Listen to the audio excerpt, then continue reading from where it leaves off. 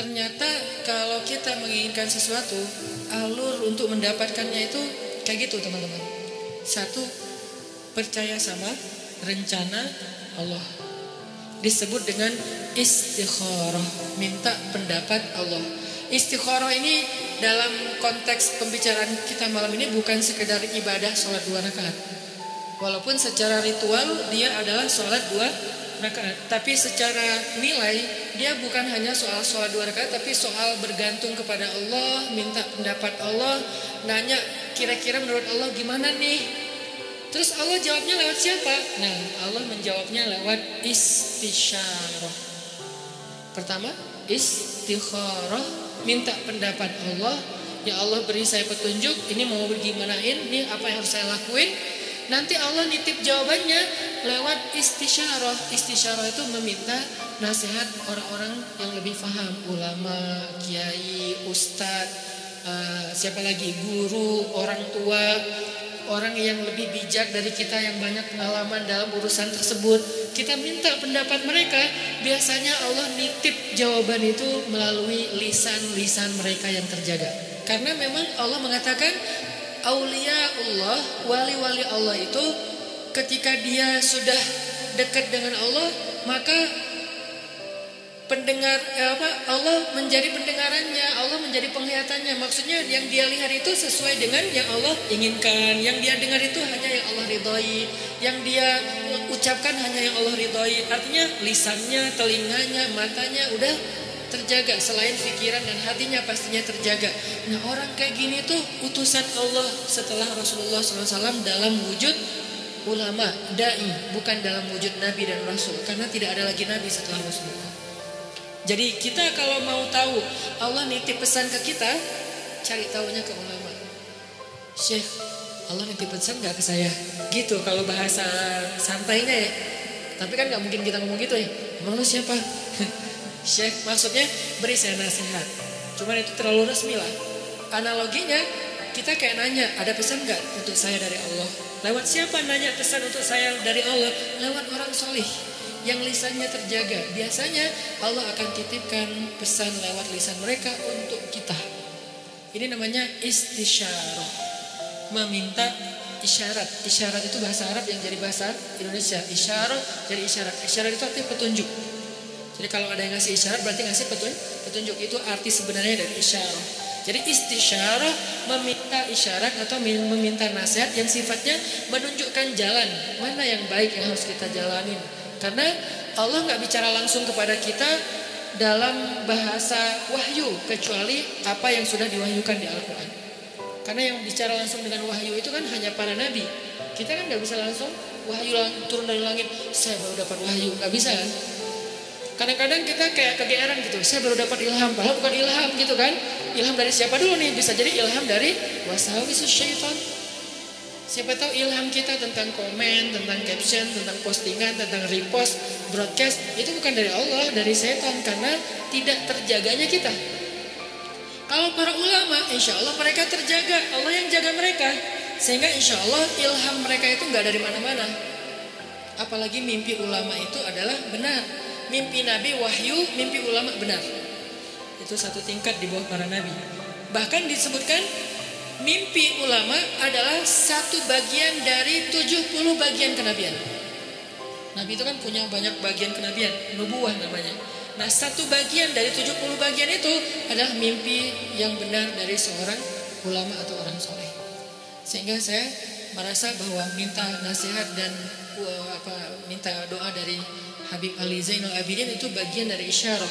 Setelah itu ini nggak harus berurutan ya, istikharah, isyarat itu nggak harus berurutan, bisa yang mana yang memungkinkan duluan. Akhirnya kemudian saya istikharah, minta Allah, ya Allah saya pengen ketemu Nabi. Pas umroh ternyata bisa ziarah Nabi di depan makam Nabi. Selain sholawatan, saya ngomong gitu semampu saya, walaupun sebetulnya malu gitu mau ketemu Nabi. Kenapa?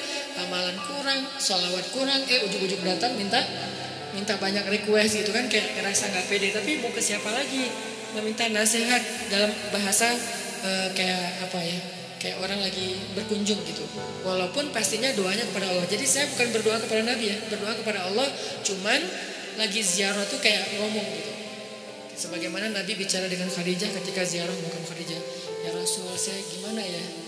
Mau gimana ini ya dakwahnya? Udah beres itu masuk ke Raudhah, ya Allah beri saya petunjuk. Doa yang saya nggak pernah tinggalkan, Rabbana atina min ladunka rahmah wa hayyi' lana min amrina rasyada. Kalimat terakhir itu tuh, wa hayyi' lana min amrina rasyada. Ya Allah, siapkanlah untuk saya petunjuk dalam urusan saya. Mau gimana nih kalau bahasa sederhananya?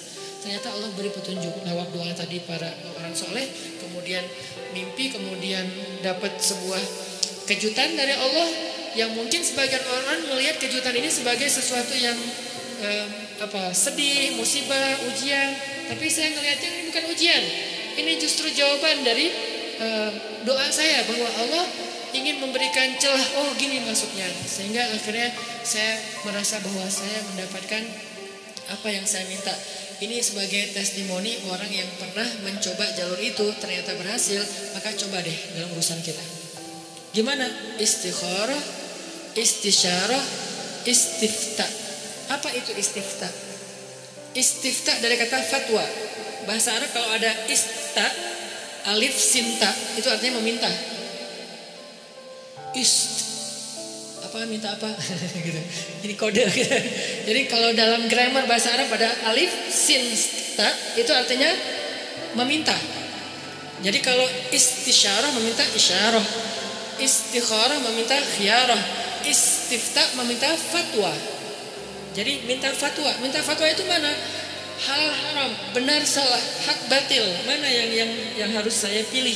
Nah itu namanya istifta. Sehingga datangnya harus kepada ulama. Kalau istisyarah boleh ulama, boleh orang bijak, boleh orang tua, boleh orang soleh yang ahli ibadah gitu kan. Bisa jadi ahli ibadah itu teman kita sendiri atau siapapun yang kita kenal. Tapi kalau istifta harus ulama.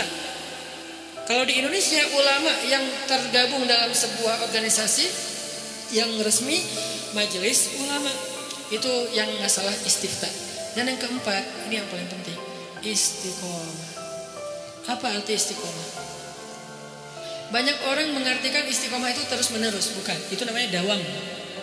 Kalau kita sholat tahajud setiap malam selama setahun, namanya dawam dengan tahajud. Disebut orang yang qawwam. Kalau sekali doang, qaim. Kalau kita puasa setiap Senin Kamis selama bertahun-tahun, namanya dawam, berpuasa. Disebut dengan shawwam. Kalau sekali doang, shaim. Kalau cewek, shaimah. Nih, berarti so'imah ini puasa cowok, puasa cewek, so'imah. Kalau udah sering, sawam, sawamah. Kalau qiyam, qaimah. Kalau udah sering, qawwamah. Itu dalam bahasa Arabnya. Nah, itu namanya dawam, terus-terusan, daimun gitu kan. Mereka selalu dawam. Tapi kalau istiqomah artinya bukan konsisten. Dawam itu kan konsisten. Kalau istiqomah itu komitmen. Apa bedanya? Kalau komitmen itu tetap on the track apapun yang terjadi, itu namanya istiqomah. Gak mau keluar dari garisnya, gak mau keluar dari fisabilillah, gak mau keluar dari syariat dengan batasan syariat yang luas pastinya. Jangan sampai kita menuduh orang udah keluar dari batasan syariat padahal batasan kita sempit. Bisa jadi dia gak keluar, cuman batasan kita yang sempit. Harusnya syariat itu luas. Keluasan syariat tergantung wawasan Islam kita. Ada mengatakan, itu nggak boleh, padahal boleh. Kenapa dia bilang nggak boleh? Karena mungkin dia baru tahu satu dalil. Itu haram, padahal makruh. Itu makruh, padahal mubah, gitu kan? Nah intinya, kalau kita nggak keluar dari batasan syariat apapun kejadiannya, kita disebut orang-orang yang istiqomah, komitmen dengan Islam. Kalau komitmen, Allah pasti bantu. Innal ladzina qalu rabbunallah tsumma istaqamu. Allah bantu apa? Tatanazzalu alaihil malaikah, malaikat turun. Kemudian Allah menolongnya, Allah menjauhkannya dari musuh. Nah ini 4 cara untuk sampai kepada kebaikan yang kita harapin. 1, minta pendapat Allah. 2, minta pendapat orang bijak. 3, minta pendapat ulama. 4, kalau udah tahu dari 3 ini, itu ilham, kemudian isyarah, kemudian fatwa, maka fastaqim. Fastaqim. Tetaplah di situ, jangan melenceng walaupun sekedar mata ataupun perasaan. Apalagi sampai kaki kita melenceng. Walaupun sekedar mata aja atau perasaan. Rabbana la tuzigh qulubana. Ya Allah, jangan biarkan hati kami tergelincir. Ya muqallibal qulub, tsabbit qulubana. Allahumma habbib ilainal iman. Jadi kita minta, kalau kayak gini insya Allah teman-teman gak usah khawatir.